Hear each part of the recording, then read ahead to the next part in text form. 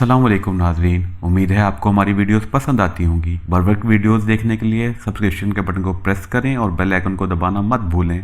आइए चलते हैं अपने बक्के हिस्से की तरफ। सेनापति बाल ठाकरे मुझे बता रहा था कि इन मिसाइलों का नाम पृथ्वी मिसाइल तजवीज़ हुआ है। मैंने हिम्मत करके पूछा, सर क्या ये मिसाइल तैयार होना शुरू हो गए हैं? बाल ठाकरे ने लेटर मेज पर रखते हुए कहा, तैयार होना शुरू नहीं हुए बल्कि तैयार हो चुके हैं और इन्हें बड़ी राजदारी के साथ लॉन्चिंग पॉइंट पर पहुंचा भी दिया गया है। मैंने दिल में कहा, फिक्र न करो, खुदा ने चाहा तो वो लॉन्चिंग पॉइंट ही इन मिसाइलों का कब्रिस्तान बनेगा। ऊपर से कहा, यह लॉन्चिंग पॉइंट जरूर फिरोजपुर जिले में किसी जगह पर होगा। बाल ठाकरे ने आंखें सुकेड़ कर मेरी तरफ देखते हुए कहा, नहीं, इसके लिए जलिंदर के करीब एक इलाके को चुना गया है। ये इलाका किस जगह पर वाक़ है वो मैं तुम्हें बताऊंगा। इसकी खबर भारत सरकार की सीक्रेट एजेंसियों को है या मुझे है? मुझे सरकारी तौर पर बताया गया है। मेरा ख्याल है कि अगर ये लॉन्चिंग पॉइंट ज़िला फिरोजपुर में किसी मकाम पर होगा तो मुझे वहाँ से जलिंदर जाकर भास्कर, शिवा और पाटिकर को कत्ल करने में आसानी हो जाएगी। अब जब मालूम हुआ है कि यह मकाम जलिंदर ज़िले में ही है तो मैं दिल में खुश हो गया। अब मुझे ये मालूम करने की जल्दी थी कि यह भारतीय फिरौन मुझे जिस खुफिया मिशन पर भेज रहा है वो क्या है। बाल ठाकरे कहने लगा, पृथ्वी मिसाइलों की पहली खेप लॉन्चिंग पॉइंट के खुफिया मकाम पर पहुंचा दी गई है। इसका लॉन्चिंग पैड ज़मीन के अंदर बनाया गया है। ये ज़मीन के अंदर एक बहुत बड़े तहखाने में कुएं की शक्ल में है। ये सब कुछ एक वीरान टीले के अंदर तैयार किया गया है और लॉन्चिंग पैड के कुएं का मुंह टीले के ऊपर खुलता है, जहाँ से मिसाइल फायर होने के बाद पाकिस्तान के जनूबी शहर लाहौर, सियालकोट, मुल्तान और गुजरावाला को अपने निशाना बनाएगा। ये न्यूक्लियर मिसाइल नहीं है, लेकिन इसकी ताकत इतनी ज़्यादा है और ये इस कदर तबाहकुन है कि पाकिस्तान के जिस शहर पर गिरेंगे इसे तबाह करके एक खंडर बना देंगे। वहाँ कोई इंसान जिंदा नहीं बचेगा, कोई इमारत सलामत नहीं रहेगी। मैंने मिसाइलों के बारे में मज़ीद मालूमात हासिल करने की कोशिश करते हुए पूछा, महाराज ये तो बड़ी ज़बरदस्त संता की बात आपने बताई है, लेकिन सिर्फ एक मिसाइल जिसमें न्यूक्लियर पावर ना हो लाहौर जैसे बड़े शहर को कैसे तबाह कर सकता है?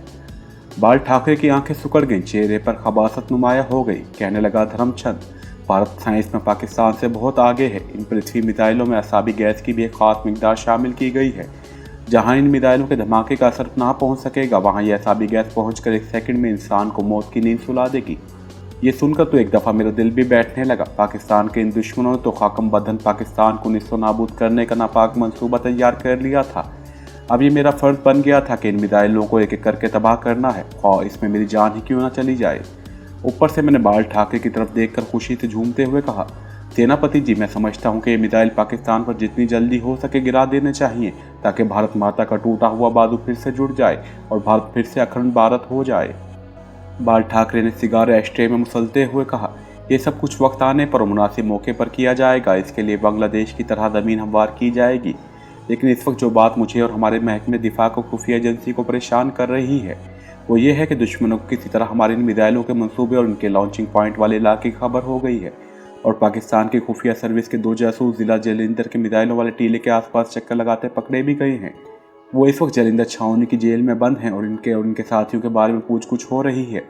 तुम्हें मेरी सिफारिश पर भारत की महकमे दिफा के सीक्रेट सर्विस की तरफ से ख़ास तौर पर इस मिशन पर भेजा जा रहा है कि तुम इस इलाके में घूम फिर कर ये मालूम करो कि पाकिस्तान का अगर कोई और जासूस वहाँ पर है तो वो किस जगह पर है, क्या वो अकेला है या इसके साथ दूसरे आदमी भी हैं। तुमको चूँकि हिंदी की गीता और वेदों के संस्कृत के श्लोक ज़बानी याद हैं और तुम उर्दू भी पाकिस्तानी लहजे में बोल लेते हो, क्योंकि तुम्हें अपनी जासूसी के ज़माने में पाकिस्तान में देर तक रहने का मौका मिला है और मुझे बताया गया है कि तुम मुसलमानों के मजहबी किताब कुरान की आयत भी ज़बानी बोल लेते हो और इसलिए इस काम के लिए ख़ास तौर पर तुम्हें चुना गया है। तुम हिंदू सिखों के माहौल में जोगी सन्यासी बनकर ज़िला जलिंदर के मालिर कोटला के मुसलमानों के माहौल में सूफी बुजुर्ग बनकर इनमें घुल मिल सकते हो। जाहिर है ये पाकिस्तानी जासूस मुसलमान होंगे। जो 2 जासूस पकड़े गए हैं वो भी मुसलमान हैं, अगरचे इन्होंने पाकिस्तान होने का एतराफ़ नहीं किया। इस वजह से इन लोगों का मालिर कोटला के किसी न किसी मुसलमान से ज़रूर रब्ता होगा। तुम्हें मालूम ही होगा कि मालिर कोटला में हिंदू मुस्लिम फसादात बिल्कुल नहीं होते और वहाँ के मुसलमान हिजरत करके पाकिस्तान नहीं गए थे, वो इसी तरह वहाँ रह रहे हैं। तुम्हें इन मुसलमानों के दरमियान एक सलमान फ़कीर दरवेश बनकर जाना होगा और पाकिस्तानी जासूसों का सुराग लगाना होगा ताकि इसके बेशतर के वो जासूस पृथ्वी मिसाइल की खुफिया लॉन्चिंग पॉइंट के बारे में पाकिस्तान की खुफिया सर्विस को पूरी मालूमात पहुँचाएं, इन्हें गिरफ्तार कर लिया जाए। तुम मेरा मतलब अच्छी तरह समझ गए होगे, क्यों धर्मचंद? मैंने इसे अपने ख्यालात से चौंकते हुए कहा, जी महाराज, बिल्कुल समझ गया हूँ। बाल ठाकरे बोला, अपने अपने वक्त पर तुम्हारे ज़िम्मे 2 काम लगाए जाएंगे। तुम्हारा पहला खुफिया मिशन मालेरकोटला के मुसलमानों में जाकर पाकिस्तानी जासूसों का पता लगाना होगा। इस दौरान जो 2 जासूस पकड़े गए हैं, तुम्हारी सिविल और मिलिट्री सीक्रेट सर्विस इनसे पूछताछ जारी रखेगी। अगर इनसे हमें मुफीद मालूमात हासिल ना हो सकी तो तुम्हारी दूसरी ड्यूटी और दूसरा मिशन ये होगा कि तुम्हें एक पाकिस्तानी मुसलमान जासूस की हैसियत से जो पकड़ा गया है, जेल में पहले से बंदी पाकिस्तानी जासूसों के साथ कैद कर दिया जाएगा। मोहित दिखाने के लिए तुम पर थोड़ा बहुत टॉर्चर भी किया जाएगा। यो तुम इन लोगों के साथ घुल मिल कर इन पर यह साबित करोगे कि तुम भी पाकिस्तानी सीक्रेट सर्विस के आदमी हो, तुम्हें भी एक खास मिशन पर इस इलाके में भेजा गया था और तुम भी पकड़े गए हो। फिर तुम इनसे ये मालूम करने की कोशिश करोगे कि भारत में इनके दूसरे पाकिस्तानी जासूस साथी कहाँ पर छुपे हैं। ये दोनों काम तुम्हें अपने अपने वक्त पर करने होंगे, मगर सबसे पहले तुम्हें सूफी दरवेश बनकर मालेरकोटला के मुसलमानों में जाना होगा। क्या तुम इस मिशन के लिए और भारत माता की सेवा करने के लिए तैयार हो? मैंने सीने पर हाथ रखकर कहा, सेनापति जी, मैं भारत माता की सेवा और भारत की अखंडता के लिए अपनी जान बलिदान देने के लिए भी तैयार हूँ। आप हुक्म करें, मुझे इस मिशन पर कब रवाना होना होगा? बाल ठाकरे के चेहरे पर एक ऐसी मकरू हंसी नमूदार हुई जिसमें पाकिस्तान की दुश्मनी कूट कूट कर भरी हुई थी। इस वक्त मुझे इस हकीकत का एक बार फिर एहसास हुआ कि हिंदू के लीडर और हिंदू की हुकूमत वाकई पाकिस्तान की दुश्मन नंबर 1 है, और वो ना सिर्फ ये कि पाकिस्तान को फलता फूलता और तरक्की करता देख नहीं सकती, बल्कि इसको हमेशा के लिए ख़त्म करना चाहती है। आप खुद मुझे बताएं, बल्कि मैं ये सवाल भारत के दानिश्वर हिंदू सिखों से भी पूछता हूँ कि अगर इनके दिलों में पाकिस्तान के खिलाफ कोई नफरत नहीं है, अगर वो पाकिस्तान को तरक्की करता देखना चाहते हैं, तो इन चंद एक दानिश्वरों की दाती राय पाकिस्तान को इनकी सरकार के बनाए हुए परस्ती मिसाइलों से नहीं बचा सकती। इन चंद एक इंसान 2 सिख हिंदू दानिश्वरों को कौन पूछता है? और बहुत मुमकिन है कि एक मकाम पर आकर वो भी भारत की पाकिस्तान दुश्मन और इसके पाकिस्तान के खिलाफ जहरियाना अदायम की हिमायत करने लगे, जैसा कि 65 की जंग में हुआ था। भारत के रवादारी पसंद और आज़ाद ख्याल दानिश्वर भी पाकिस्तान के खिलाफ रेडियो और दूरदर्शन पर तकरीरें करने लगे थे। ये तो एक आज़ाद और खुद मुख्तार मुल्क की सलामती और इसमें बसने वाली आज़ाद कौम की सालिमत तो इसकी बका का मामला है। कोई भी आज़ाद मुल्क ये गवारा नहीं कर सकता कि दूसरा मुल्क इस पर चढ़ाई कर दे और उसके शहरों को मिसाइलों से तबाह करना शुरू कर दे और इसके अवाम रवादारी, भाईचारे और बैनुल-अक़वामी इंसानियत के गीत गाते रहें। ये तो कौमों की इज्जत, आबरू, गैरत और ज़िंदगी और मौत का मकाम होता है, और आबरूमंद जिंदा कौमें तो अपनी आज़ादी और अपनी वतन की बका और सलामती के लिए जान की बाजी भी लगा देती हैं। फिर तो तख्त या तख्ते वाली बात होती है, या हम नहीं या दुश्मन नहीं। बाल ठाकरे कह रहा था, हर चौवाल में तुम्हारी घरवाली हर महीने तुम्हारी तनख्वाह में से 3000 रुपये भेजते रहेंगे। तुम्हारे इस मिशन के लिए तनख्वाह 7000 रुपये माहवार तय हुई है। 3000 तुम्हारी बीवी को पहुंचा दिए जाएंगे, 4000 रुपये तुम्हारे अकाउंट में जमा करा दिए जाएंगे। तुम्हें खुफिया कोड नंबर दिया जाएगा। ये नंबर दिखाकर तुम भारत के किसी भी शहर में किसी भी पुलिस स्टेशन से मदद हासिल कर लोगे। जिस बैंक में जाकर ये कोड नंबर दिखाओगे, तुम्हें 10 से 20 हज़ार रुपये तक फौरी तौर पर मिल जाएंगे। भारत के किसी भी महकमे के इंडियन सिविल अफसर को ये नंबर दिखाकर तुम इसकी हर तरह की शहरी और सरकारी सहूलतें हासिल कर सकोगे। मैंने पूछा, सर क्या ये कोड नंबर किसी कार्ड की शक्ल में होगा? बाल ठाकरे ने कहा, नहीं, इसका कोई कार्ड नहीं होगा। यह खुफिया कोड नंबर तुम्हें ज़बानी याद करना होगा। इस नंबर का असर तिलिस्मी होगा। ये नंबर मुसीबत के वक्त तुम्हारे काम आएगा। यह नंबर खुद मुझे भी मालूम नहीं है। ये मुझे कौन देगा महाराज? मैंने सवाल किया। बाल ठाकरे बोला, ये नंबर तुम्हें दिल्ली में डिफेंस इंटेलिजेंस का महकमा देगा। डिफेंस इंटेलिजेंस का दफ्तर भारत के कैंट सेक्रेटेरिएट में है और यह महकमा बराह रास्त भारत के प्रधानमंत्री के मातहत है। सारे भारत के मामला तय हो चुके हैं। तुम्हारे पासपोर्ट साइज तस्वीरें डिफेंस इंटेलिजेंस के ऑफिस में पहुंच चुकी हैं। तुम्हें इसके इंचार्ज मिस्टर सुरेंद्र कोहली से जाकर बराह रास्त मुलाकात करनी होगी। सारे मिशन के बारे में वही तुम्हें गाइड करेगा। बाल ठाकरे बियर गिलास में डालने के लिए रुका तो मैंने इससे पूछा, सर मुझे इस मिशन के लिए कब रवाना होना होगा? बाल ठाकरे ने अपनी मोटी शीशों वाली ऐनक नाक पर जमाते हुए कहा, तुम आज सुबह जनता एक्सप्रेस के जरिए दिल्ली रवाना हो जाओगे। दिल्ली स्टेशन पर तुम्हें गंगा कार्डिकर नाम का एक आदमी मिलेगा। वो तुम्हें पहचान लेगा और तुम्हें कैंट सेक्रेटेरिएट ले जाएगा। तुम्हारे पास दूसरा कुर्ता पजामा है? मैंने कहा, जी हाँ, आज ही लॉन्ड्री से धुला कर आया है। वो पहन लेना, साथ कुछ और चीज़ें ले जाने की ज़रूरत नहीं। तुम्हें जिस चीज़ की ज़रूरत होगी वो तुम्हें वहाँ मिल जाएगी। अब तुम जाकर आराम करो। सुबह ठीक वक्त पर रेलवे स्टेशन पहुँच जाना। इसके बाद बाल ठाकरे ने अपनी जेब से बटवा निकाल कर मुझे 200 रुपये दिए और कहा, ये तुम्हारे दिल्ली तक के सफ़र के लिए काफ़ी होंगे। बाकी तुम्हें दिल्ली पहुँचने के बाद ज़रूरत की हर शय मिल जाएगी। भगवान तुम्हारी रक्षा करे। अब जाओ। मैंने उठकर वहाँ के रिवाज के मुताबिक बाल ठाकरे के पाँव छूकर आंखों से लगाए और प्रणाम करके उल्टे पाँव कमरे से निकलने लगा तो बाल ठाकरे ने कहा, ये सारी बातें जो मेरे और तुम्हारे दरमियान हुई हैं टॉप सीक्रेट बातें हैं। इनको राज में रखना तुम्हारी ड्यूटी है। इसका किसी से जिक्र तक नहीं करना। मैंने कहा, जो हुक्म महाराज, ऐसा ही होगा। मैं कमरे से निकल गया। मेरा क़याम बम्बई में शिवसेना के दफ्तर में ही होता था। वहीं एक कमरे में मैं रात को सोता था। कमरे में आकर मैं चारपाई पर लेटकर सोचने लगा कि मुझे एक इंतहाई नाजुक और इंतहाई खुफिया मिशन दिया गया है। जाहिर है असूली तौर पर डिफेंस इंटेलिजेंस का कोई ना कोई जासूस मेरी निगरानी पर मामूर भी किया जाएगा, जो मेरी नकलो हरकत की निगरानी करेगा।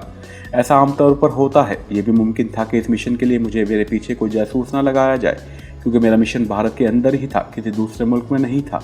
अगर किसी दूसरे मुल्क में होता तो भारत के सफारत खाने का कोई ना कोई आदमी ज़रूर मेरी निगरानी करता रहता।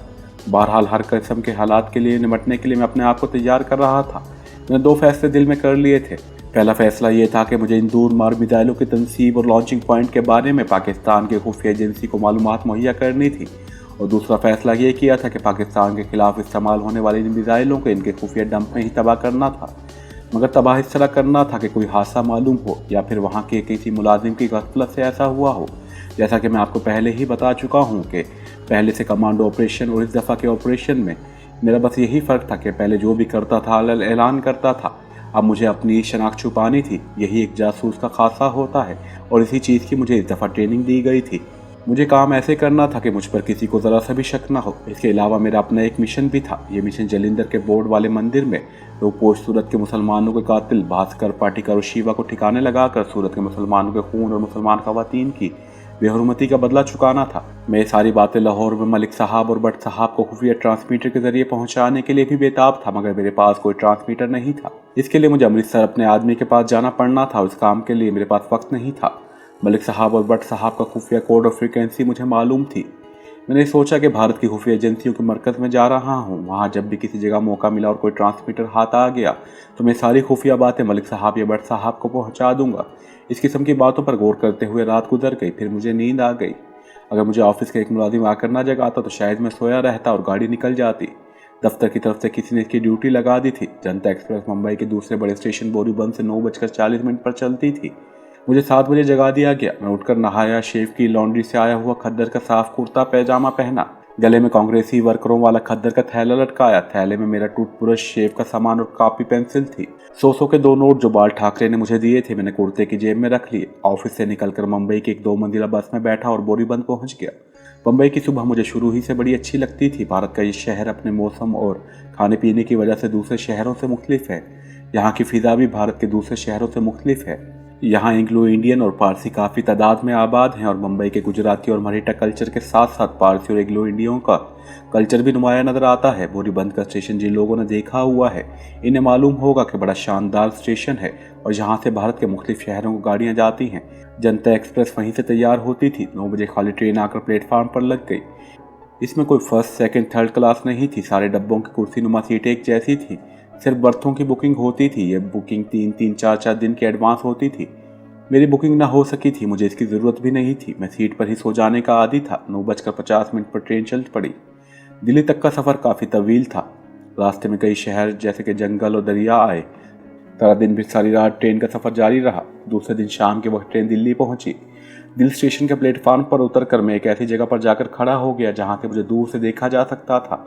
मुसाफिर ट्रेन से उतरकर अपने अपने सामान के साथ गेट की तरफ जा रहे थे। मैं अपनी जगह पर खड़ा इधर उधर देख रहा था। इतने में एक दरमियानी उम्र का दुबला सा आदमी जिसने कमीज पतलून पहनी हुई थी मेरी तरफ आया। कहने लगा कि आपका नाम धर्मचंद है। मैंने कहा जी हाँ। क्या आप गंगा खाड़ीकर हैं? जी हाँ, वो मेरे साथ आ जाएं, उसने मुझे कहा। स्टेशन के बाहर एक सरकारी स्टेशन वैगन खड़ी थी। आगे ड्राइवर बैठा था। खाड़ीकर ने आगे बैठकर दरवाज़ा खोल दिया। हम दोनों गाड़ी में बैठ गए। स्टेशन वैगन चल पड़ी। खाड़ीकर ने कहा रास्ते में कोई तकलीफ तो नहीं हुई? मैंने कहा जी नहीं। दिल्ली के हिंदू भी बड़े साफ उर्दू बोलते थे। वो कहने लगा आपने बर्थ बुक नहीं कराई? मैंने इसलिए पूछ लिया। मैंने कहा बर्थ की बुकिंग नहीं हो सकी थी। वैसे मुझे सीट पर नींद आ जाया करती है और मैं आराम से सो जाता हूँ। खाड़ीकर हंसकर बोला ये तो बड़ी अच्छी बात है। इसने जेब से सिगरेट का पैकेट निकाल कर मुझे सिगरेट पेश किया। मैंने कहा जी नहीं शुक्रिया, इस वक्त सिगरेट पीने को जी नहीं चाहता। स्टेशन वैगन दिल्ली की बारौनों और रोशन सड़कों पर से होती हुई शहर से बाहर निकल आई थी। बड़ा फैशनेबल और शानदार बंगलों वाला इलाका शुरू हो गया था। ये इलाका भी गुजर गया। इसके बाद गाड़ी एक बहुत बड़े ग्राउंड के करीब से गुजरी। इसके आखिर में एक तरफ 2 मंजिला इमारत थी जिसमें कहीं कहीं रोशनी हो रही थी। स्टेशन वैगन इसके अहाते में जाकर खड़ी हो गई। अहाता भी खाली पड़ा था। खाड़ीकर ने गाड़ी से उतरते हुए कहा यहाँ आपके लिए कमरा बिल्कुल तैयार कर दिया गया है, मेरे साथ आइए।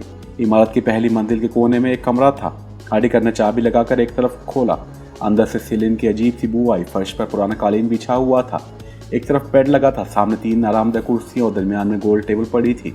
खाड़ीकर ने गुसल खाने की बत्ती जलाते हुए कहा, यहाँ आपको 24 घंटे पानी मिलेगा। अगर आपने खाना नहीं खाया तो मुझे बता दीजिए, मैं नौकर को कह देता हूँ, वो आपके लिए खाना ले आएगा। मैंने थैला बेड पर रखा और बैठ गया। जी हाँ, खाने का कह दीजिए, मगर विष्णु हूँ, सब्जी तरकारी ही खाऊंगा। खाड़ीकर हंस पड़ा। महाराज, मैं भी विष्णु हूँ, फिक्र न करें, आपको दाल भाजी और सब्जी यहाँ बिल्कुल ताज़ा मिलेगी। अब आप आराम करें, मैं सुबह 9 बजे आऊँगा। मैं फिर आपको मेरे साथ कैंट सेक्रेटरीट चलना होगा। Good night, good night. Khadikar चला गया। दूसरे रोज वो दिन के 8:30 बजे मुझे लेने आ गया। मैं नाश्ता वगैरह करके तैयार हो चुका था। वहाँ से हम दिल्ली सेक्रेटरीट गए। कैबिनेट सेक्रेटरीट के दफातर भी वहीं एक अलग विंग में थे। खाड़ीकर मेरे साथ था। कैबिनेट सेक्रेटरीट बराह रास्त भारत के प्रधानमंत्री के मातहत था। इसकी इमारत के ऊपर भी भारत का तिरंगा झंडा लहरा रहा था। डिफेंस इंटेलिजेंस का विंग अलग था। जगह जगह बावर्दी गार्ड्स ड्यूटी पर खड़े थे। डिफेंस इंटेलिजेंस की वेटिंग रूम में बिठाकर खाड़ीकर चला गया। थोड़ी देर बाद आया, कहने लगा, धर्मचंद जी आइए, साहब आपका इंतजार कर रहे हैं। डिफेंस इंटेलिजेंस का चीफ सुरेंद्र कोहली अपने शानदार कमरे में बहुत बड़े मेज के सामने कुर्सी पर नीमदराज किसी फाइल पर कुछ लिख रहा था। हम कमरे में एक तरफ होकर बैठ गए। सुरेंद्र कोहली और 1.5 उम्र का CISI ऑफिसर था। चेहरे पर सिविल सर्विस के तजर्बे की पुख्तगी थी। आंखों पर नजर का चश्मा लगा था। बालों में सफेदी आ चुकी थी। इसने फाइल एक तरफ रखते हुए हमारी तरफ देखा। आंखों में जहानत के साथ साथ मक्कारी और यारी भी झलक रही थी। मुस्कुराए बगैर मुझसे मुखातिब होकर बोला, तुम धर्मचंद हो। मुझे इसका यह अंदाज अच्छा न लगा, लेकिन मुझे इन लोगों से बहुत से खुफिया राज हासिल करने थे। मैंने मुस्कुराते हुए कहा, जी हाँ महाराज, मेरा नाम ही धर्मचंद है। सुरेंद्र कोहली ने खाड़ीकर को बाहर चले जाने का इशारा किया और चला गया। सुरेंद्र कोहली कहने लगा, ठाकरे जी ने तुम्हारी बड़ी तारीफ की है और ये भी बताया है कि तुम बहुत बड़े देशभक्त हो। मैंने कहा, महाराज, आप तो सारी उम्र देशभक्ति में गुजरी है, देश की सेवा करते गुजरी है। हम तो ऐसे मौके की तलाश में हैं कि कब भारत माता को हमारी जान की जरूरत पड़े और हम इस पर अपनी जान भी बलिदान कर दें। डिफेंस इंटेलिजेंस का चीफ बड़ा खुश हुआ, मगर इस खुशी के तासुरात ने इसके चेहरे पर ना आने दिया। बस गहरी नजरों से मेरा जायजा लेता रहा। कहने लगा, हम बाल ठाकरे जी के हुक्म पर यकीन करके तुम पर भरोसा कर रहे हैं। एक बात ठाकरे जी ने भी तुम्हें बता दी होगी और वो मैं भी बता देना चाहता हूँ कि तुम्हारा खुफिया मिशन भी है और ख़तरनाक भी है। इसमें सबसे ज़रूरी बात इस मिशन की राजदारी में है। मैंने कहा, आप इसकी बिल्कुल फिक्र ना करें सर। सारी ज़िंदगी बड़ी राजदारी से भारत माता की सेवा की है। पाकिस्तान वालों ने पकड़ लिया था तो वहाँ भी अपनी ज़बान बंद रखी। कैसा कैसा टॉर्चर नहीं किया इन्होंने, मगर मेरी क्या मजाल कि मैंने भारत की सीक्रेट सर्विस का एक भी राज बताया हो। तुम्हारी फाइल में ऐसा ही लिखा हुआ है। मैं तुम्हारी फाइल को बड़े गौर से स्टडी किया है। इसके साथ ही वो कुर्सी से उठा और बोला, धर्मचंद मेरे साथ आओ। इसी कमरे में एक दरवाज़ा था जिस पर पर्दा गिरा हुआ था। वो पर्दा हटाकर इसने दरवाज़ा खोला। हम दूसरे कमरे में आ गए। ये इसका रिटायरिंग रूम था। यहाँ भी दीवार पर गांधी, नेहरू और इंदिरा गांधी की तस्वीरें लगी थी। एक आरामदायक कुर्सी और सोफ़ा सेट सलीके से रखा हुआ था। मैं इसके सामने सोफे पर बैठ गया। मेरी फाइल वो दराज में से निकाल कर साथ लेता आया था और इसे खोलकर गौर से पढ़ रहा था। कहने लगा, मैं इसे कभी ना बताता कि पाकिस्तान खुफिया सर्विस का हेडक्वार्टर फलां जगह पर है। महाराज, ये मुझे नहीं मालूम। मैं तो बम लगाकर भाग रहा था कि धमाके के फौरन बाद पुलिस के हत्थे चढ़ गया।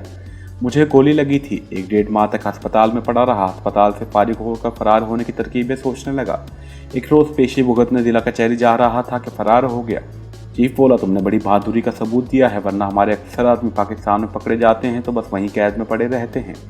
इसने मेरी फाइल बंद करके एक तरफ रख दी। उठकर लोहे की अलमारी में से सूख रंग की एक और फाइल निकाली और मेरे सामने वाले सोफे पर बैठ गया।